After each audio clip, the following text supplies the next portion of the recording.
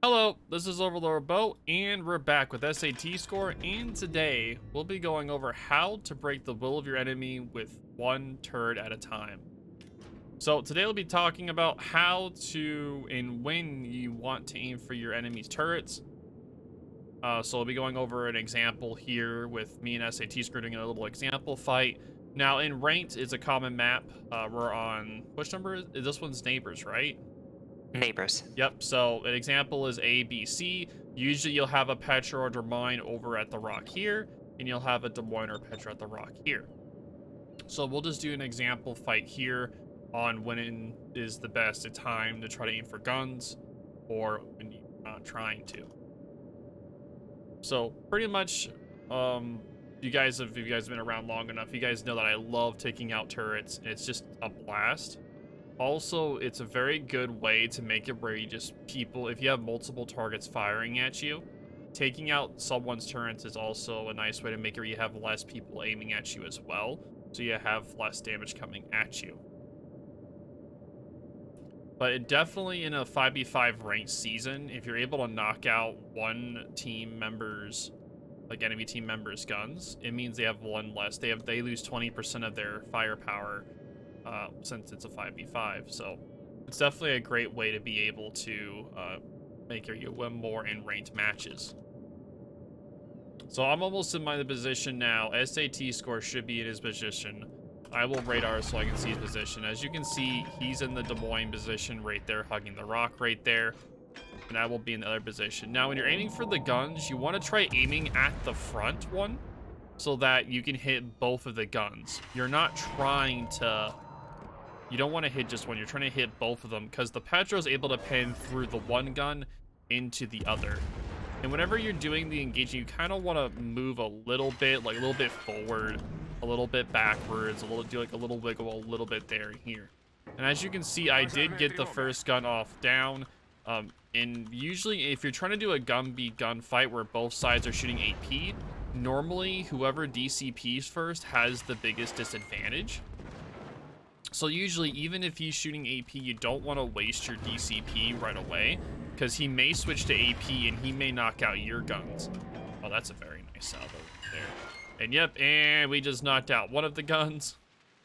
We took out the rear one, which is the easier one to hit. So I'm going to be trying to take out the front gun now. As you can see, I did 2 overpins on the gun there. But as you can see, he already lost 50% of his gun firepower, so there really isn't too much he can do. Now, normally they would try to reverse, but for the example here, he's kind of just letting me just knock out the turrets.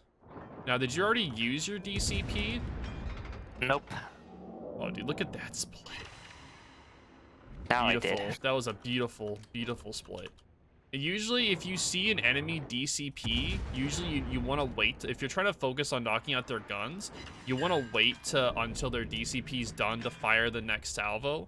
So you can kind of consistently, because right now he's perma knocked out to where he's not able to, he's not perma, but he can't DCP to fire again. So he's kind of just sitting there. And now both the guns are... Not gonna lie, it's probably one of the fastest I've ever knocked out Des Moines turrets. That's actually really quick. But at this point, he's pretty much defenseless. There isn't really much that he can do. And he would have I still have an angry back gun. Yeah, it's true. You do have the angry back gun. But as you can see, you're trying to aim a little bit like where you can kind of go inside the gun or the turret housing is usually on what you're trying to do there. Now, I don't want to kill you right away. Now, what examples or situations or other ships do you think would be good for trying to knock out guns? So typically when you're going for guns, you're going for more of an extended fight. You don't expect to kill the enemy very quickly, but he's going to pose a big threat. So if for example, since I'm at full health Des Moines, and you are, since I'm at full health, we're both at full health, we're expecting this fight to take quite a bit to resolve. So this is a good time to take off my guns. Since I was firing back the entire time, I lost some HP, but right now I'm not able to do anything because all I have is my back gun. Other times you want to break guns is sometimes if you're supporting an ally, and they're getting very close to each other, you may want to break his guns to stop a potential drive-by. You may also break... Also, some ships are known for their relatively weak guns, and Des Moines, Salem is one of them. Jean Bart, other French battleships are notoriously weak for their front weak guns. So if you take out the guns while they're relatively healthy, that means they're not able to impact the match quite a bit. You can think of it essentially being dead, because without guns, what are you going to do? Ram them? You can't really, like, whenever you are doing like a bow-in gun-to-gun fight, if you're able to knock out the enemy's front guns that are pointed at you, they're not going to be able to do anything besides rush you. And when they're rushing you, your teammates will be able to kill them off, or you're also able just to reverse, so you're able to kill them off faster.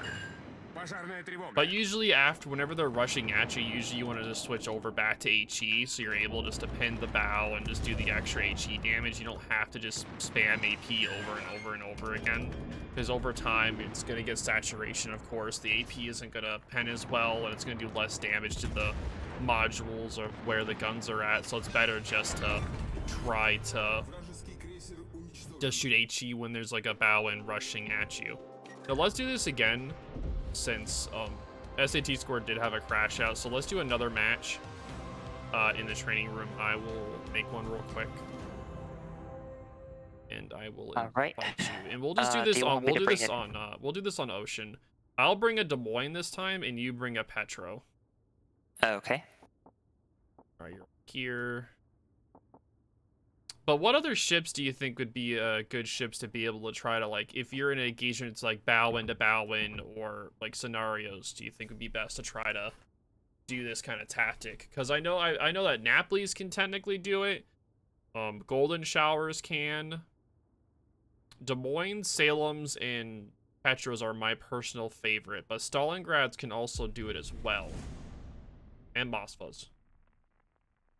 So the two poster childs are Des Moines, Salem, well, three poster childs: Des Moines, Salem, and Petro. Des Moines and Salem have a respectable penetration and improved auto-bounce angles, and they have the rate of fire to reliably knock out turrets. Petro is also a good ship because she can knock out turrets from a longer distance, and her increased accuracy at close ranges also plays a factor when hitting the turrets. So those three ships are the best ships to knock out other people's turrets. Below that, you have Stalingrad, which has higher pen, but her accuracy can sometimes make it questionable. The French cruisers could also do it, like HIV, St. Louis, and the French battleships, at least the ones that have access to main reload booster.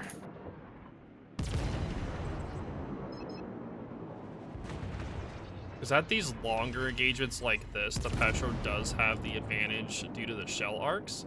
So I'm trying to give a little bit of a side drift, so it's kind of harder for him to try to take out the gun.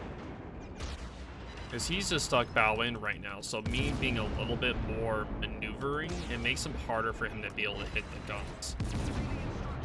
Mm-hmm.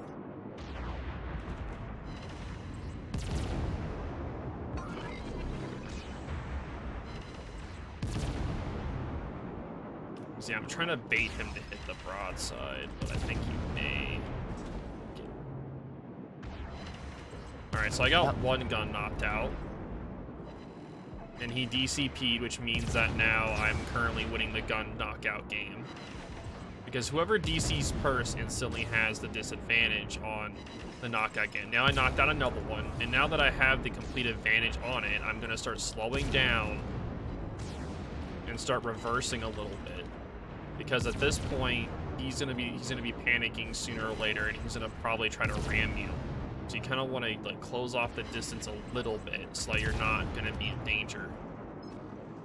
Mm-hmm. If you manage to knock out the guns completely, you could think about turning around. Yeah, that is true. You could also turn around as well. But he is gonna try to run you down. But if you're able just to turn around, then you can also do that.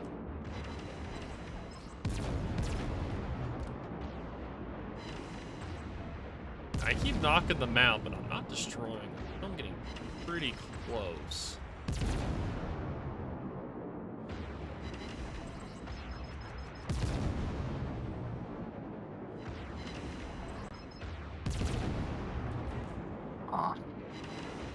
If you want to avoid your own turrets getting knocked out, you want to always run main battery armament mod 1.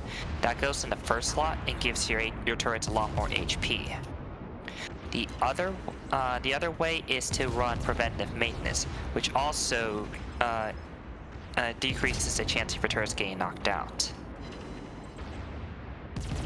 Yeah, and right now with one of his guns knocked out completely, and the other one's still knocked out, I'm able to like kind of just show my broadside a little bit here since he's not really going to be able to get much gunfire. But now he still has the rear turret, so I still need to watch out for that. But at this point, with that turret, the front one pretty much being almost completely knocked out, I'm going to switch over to HE, do a quick HE salvo there, but he's now showing the broadside to get the rear turret off. And with him showing broadsides, it's going to be an easy finish here. Or the shells are just going to drop. Okay, cool. It should be an easy just finish there.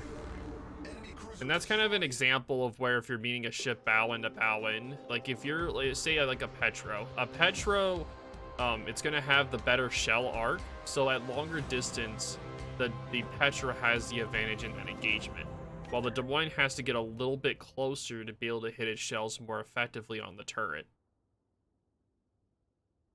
Now, do you think there should be anything else we try to explain to them about breaking the enemy's will? Because once you start knocking out people's turrets like that, they're going to start getting very frustrated, irritated, and they're going to start feeling helpless. So they'll try to do something panicky, like try to suicide rush you to ram. And that's usually why you don't want to get too close, because they'll try to suicide rush you. You should always be careful of a rush. And also, if you permanently take out an enemy's turrets and you find that you can't deal with them at that time, then go ahead and tell your team this ship lost his turrets. That should help your teammates if they have to deal with him, assuming they read the chat, of course. But yep, do you think there's anything else we should add besides that? I think we covered it pretty well. It is a relatively niche technique. There's not always a good time to take out enemies' turrets. Sometimes if they're at low health, it's faster just to take out the ship entirely. But if the enemy is relatively healthy and you don't expect the engagement to end anytime soon, then yes, breaking their guns will pay off huge dividends in the long run. You'll see it sometimes in competitive formats as well. So it's not a common technique, but it's something that it's vital to understand if you play, say, Des Moines or Petro. Yep. But thank you so much for your help today, SAT score. I greatly appreciate it. But that's all. If you guys have any questions, concerns, definitely leave them down in the comments down below. If you guys have any other video ideas, definitely let us know in the comments. We love reading over the suggestions. But yep, I'll talk to y'all later. Oh, big stretch, dude. Oh, big stretch, yeah.